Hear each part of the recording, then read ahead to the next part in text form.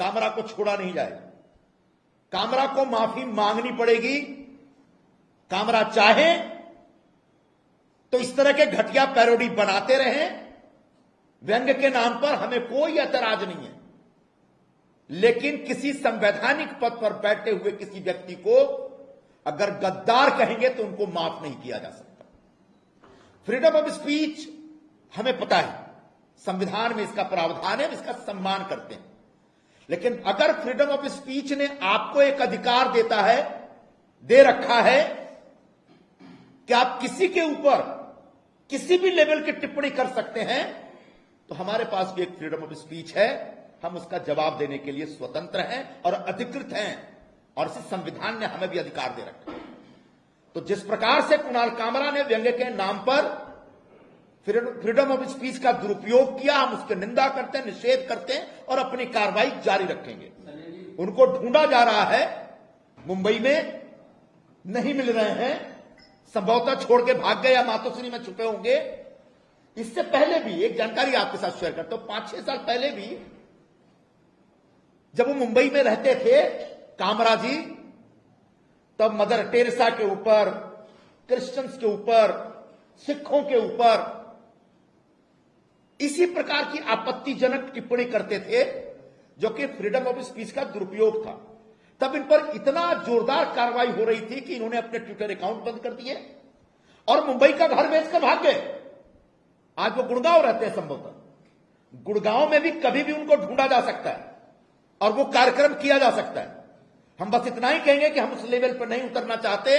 आप अपनी गलती सुधारें और शिंदे साहब से माफी मांगे। सुप्रिया सुले के साथ कुणाल कामरा, तो यह पूरे कांग्रेस के इकोसिस्टम का एक तथाकथित व्यंग्यकार है, जो ढूंढ ढूंढ के हमारे ऊपर हमले करता है। प्रधानमंत्री नरेंद्र मोदी जी के ऊपर भी हमले कर चुका है कई बार व्यंग्य के नाम पर। गृह मंत्री श्री अमित शाह के ऊपर कई बार हमले कर चुका है व्यंग्य के नाम पर। अब वो हमारे एनडीए के अलग नेताओं के ऊपर टारगेट बना रहा। तो ऐसे सुपारीबाज और कांग्रेस और इंडिया आघाड़ी के दलाल व्यंग्यकार के खिलाफ शिवसैनिकों के मन में भयंकर गुस्सा पैदा हुआ है, और उस गुस्सा का प्रदर्शन आपने कल देखा होगा। अगर कुणाल कामरा ने व्यंग्य के नाम पे जो एकदम नीचे स्तर की टिप्पणी की, उसको वापस नहीं लिया, तो शिवसेना का यह अभियान चालू रहेगा। कामरा को छोड़ा नहीं जाएगा। कामरा को माफी मांगनी पड़ेगी।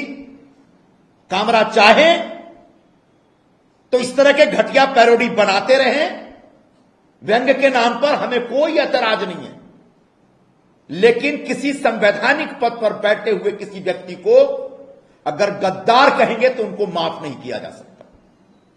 फ्रीडम ऑफ स्पीच हमें पता है, संविधान में इसका प्रावधान है, इसका सम्मान करते हैं।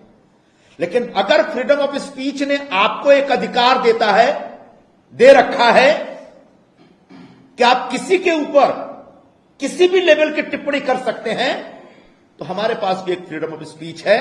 हम उसका जवाब देने के लिए स्वतंत्र हैं और अधिकृत हैं, और इस संविधान ने हमें भी अधिकार दे रखा है। तो जिस प्रकार से कुणाल कामरा ने व्यंग्य के नाम पर फ्रीडम ऑफ स्पीच का दुरुपयोग किया, हम उसकी निंदा करते हैं, निषेध करते हैं और अपनी कार्रवाई जारी रखेंगे। उनको ढूंढा जा रहा है, मुंबई में नहीं मिल रहे हैं, संभवतः छोड़ के भाग गए या मातोश्री में छुपे होंगे। इससे पहले भी एक जानकारी आपके साथ शेयर करता हूं, 5-6 साल पहले भी जब वो मुंबई में रहते थे कामरा जी, तब मदर टेरेसा के ऊपर, क्रिश्चियंस के ऊपर, सिखों के ऊपर इसी प्रकार की आपत्तिजनक टिप्पणी करते थे, जो कि फ्रीडम ऑफ स्पीच का दुरुपयोग था। तब इन पर इतना जोरदार कार्रवाई हो रही थी कि इन्होंने अपने ट्विटर अकाउंट बंद कर दिए और मुंबई का घर बेचकर भाग गए।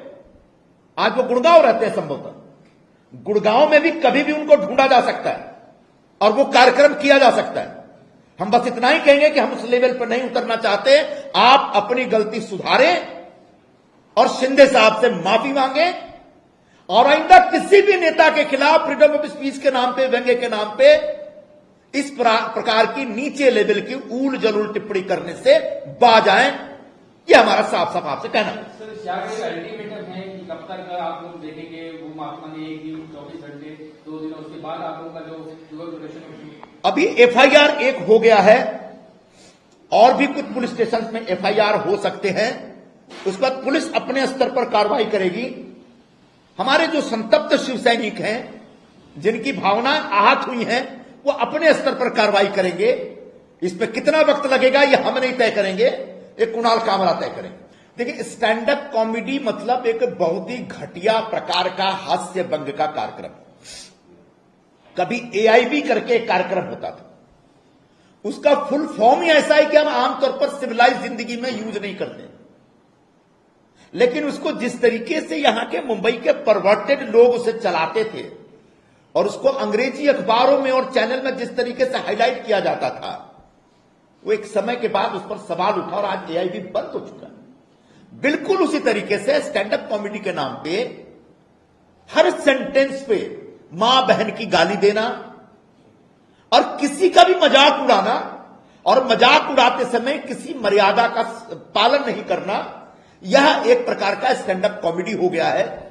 इंडिया गॉट लैटेंट के नाम पर इलाहाबादिया और तमाम जो लोग थे, रैना, उन लोगों ने जिस प्रकार की परवर्ट बातें की थी, उस समय जबरदस्त पूरे देश में उफान पैदा हुआ था। तब हमने भारत सरकार से डिमांड की, तो मेरे ख्याल से तब सुप्रीम कोर्ट ने भी ऐसा कुछ निर्देश दिया था भारत सरकार को कि आप कुछ ऐसी पॉलिसी बनाइए कि सोशल मीडिया पर जो भी लोग अपने कुछ पोस्ट डालते हैं या वीडियो डालते हैं, उसमें कहीं ना कहीं मर्यादा का पालन हो। अब सोशल मीडिया इंस्टेंट है, फिल्में बनती हैं, सेंसर होता है, टेलीविजन सीरियल बनते हैं, सेंसर होता है, लेकिन सोशल मीडिया पे रोज लोग घर बैठे बैठे अपने पोस्ट अपने दफ्तर में, घर में बैठ करके करते हैं। तो इसको सेंसरिंग के मैं समर्थन में नहीं हूं, लेकिन निश्चित तौर पर अगर कोई व्यक्ति आपत्तिजनक बात करता है और फ्रीडम ऑफ स्पीच के दायरे का उल्लंघन करता है, तो उसका पूरा का पूरा अकाउंट सस्पेंड होना चाहिए और उसको कानून के तहत सजा मिलनी चाहिए, ताकि दोबारा ऐसी कोई गलती न कर सके। हमारे संतप्त शिव सैनिकों ने, नाराज शिव सैनिकों ने कल शाम को जिस तरीके से खार में स्टूडियो में घुसकर, जहां पर इस गाने की रिकॉर्डिंग हुई थी और जिसका भाड़ा स्टूडियो को मिला था कामरा से, उस स्टूडियो की तोड़फोड़ की, मैं इसका समर्थन करता हूं, क्योंकि अपनी भावनाओं को व्यक्त करने का अधिकार हमारे पास है। अगर freedom of speech Kunal Kamra के पास है और वो हमारे नेता को गाली दे सकता है, उनका चरित्र हनन कर सकता है, तो एक फ्रीडम ऑफ स्पीच हमारे शिव सैनिकों के पास भी है उस स्टूडियो का तोड़फोड़ करने का। निश्चित तौर पर यह हमला जो होना चाहिए, एक्शन होना चाहिए था कुणाल कामरा के खिलाफ, लेकिन पता नहीं किस बिल में घुसा है, मुंबई में नहीं है। एक ही उसके लिए सेफ जगह है, वो मातोश्री, शायद मातोश्री में छुपा होगा, नहीं तो वर्षों पहले जिस तरीके से मुंबई छोड़कर भागा, वो आज गुड़गांव में होगा। मैं उसको बताना चाहता हूं कि गुड़गांव में भी आपको ढूंढ निकालेंगे और आपने जो हमारे नेता का अपमान किया उसका बदला ले लेंगे। कानून को अपना काम करना है और हमें अपने गृहमंत्री और मुख्यमंत्री के कामकाज के ऊपर पूरा विश्वास है, भरोसा है। आने वाले दिनों में मुंबई पुलिस कुणाल कामरा के ऊपर अलग अलग केसेस के तहत कैसे कार्रवाई करेगी, मुंबई पुलिस स्वतंत्र और करना भी चाहिए, हम उसका स्वागत करते हैं। लेकिन साथ साथ हमारा भी गुस्सा तब तक शांत नहीं होगा जब तक कुणाल कामरा को बुक नहीं किया जा सकता, जब तक कुणाल कामरा को सजा नहीं मिलती, जब तक कुणाल कामरा अपनी बात वापस लेके माफी नहीं मांगता। मुख्यमंत्री ने नागपुर हिंसा का जो मास्टरमाइंड था फहीम खान, वहां पर भी बुलडोजर एक्शन किया हुआ है। कहीं ना कहीं योगी पैटर्न जो बुलडोजर एक्शन को दिखाई देगा, तमाम जो पीढ़ी जो लगाकर जो मांग थी कि ऐसा बुलडोजर एक्शन किया जाए, वो एक्शन अब दिखाई देगा। आप किस समझा? बिल्कुल, जो फहीम खान के 2 मंजिले घर के ऊपर आज कल जो बुलडोजर चला, मैं उसका स्वागत करता हूं, क्योंकि हिंदुस्तान में जितने भी दंगाई हैं और जो बिना कारण हिंदुस्तान के अलग अलग शहरों में जिहादी प्रवृत्ति के लोगों के साथ मिलकर कॉन्स्पिरेसी करके लोगों की, अपने मुस्लिम समाज के लोगों की भावनाओं को भड़का करके जो दंगे भड़काते हैं, आग लगाते हैं, बेगुनाह लोगों की गाड़ियां जलाते हैं, पुलिस वालों पर पत्थर फेंकते हैं, ऐसे दंगाइयों के ऊपर बुलडोजर कार्रवाई होनी चाहिए और उनके अवैध निर्माण काम तोड़ने चाहिए और उनकी प्रॉपर्टी जब्त करके उससे पैसा लेकर के जो नुकसान हुआ है उसकी भरपाई करनी चाहिए। देखिए, ये बात तो स्पष्ट हो चुकी है कि सामना हो या उबाठा हो या राउत हो या फिर उद्धव ठाकरे हो या उनके बेटे आदित्य ठाकरे, उनका और कुणाल कामरा का एक नेक्सस है और उसी नेक्सस के नतीजे के तौर पर कुणाल कामरा ने व्यंग्य के नाम पर शिंदे साहब के ऊपर एक गलत टिप्पणी की है और बहुत ही पर्सनल लेवल की टिप्पणी की है और बहुत ही असंवैधानिक टिप्पणी की।